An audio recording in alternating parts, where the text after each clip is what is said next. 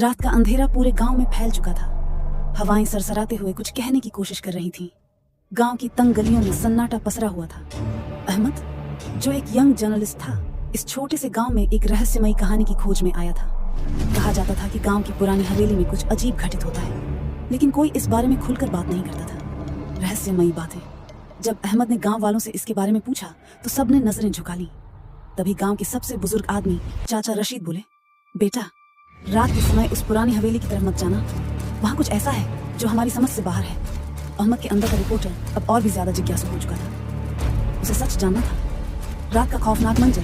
अगली रात अहमद एक टॉर्च और कैमरा लेकर चुपचाप हवेली की तरफ बढ़ा। जैसे ही उसने हवेली का जर्जर दरवाजा खोला, एक ठंडी हवा का झोंका उसके चेहरे से टकराया। ऐसा लगा जैसे कोई छुपकर उसे देख रहा हो। अंदर कदम रखते ही लकड़ी के फर्श के चरमराने की आवाज गूंजी।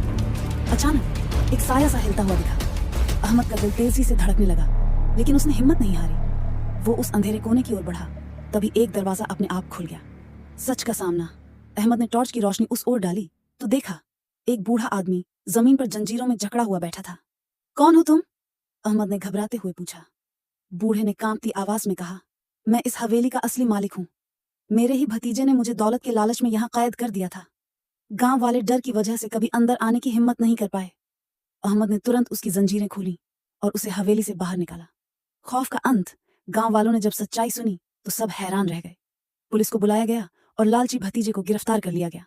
बूढ़े आदमी को उसकी हवेली और इज्जत वापस मिल गई।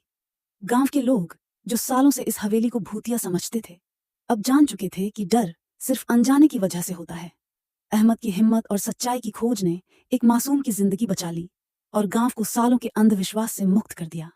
मजीद ऐसी वीडियोस को देखने के लिए चैनल को सब्सक्राइब करिए और साथ में बेल आइकॉन को प्रेस करें ताकि आपको ऐसी अच्छी वीडियोस मिल सकें।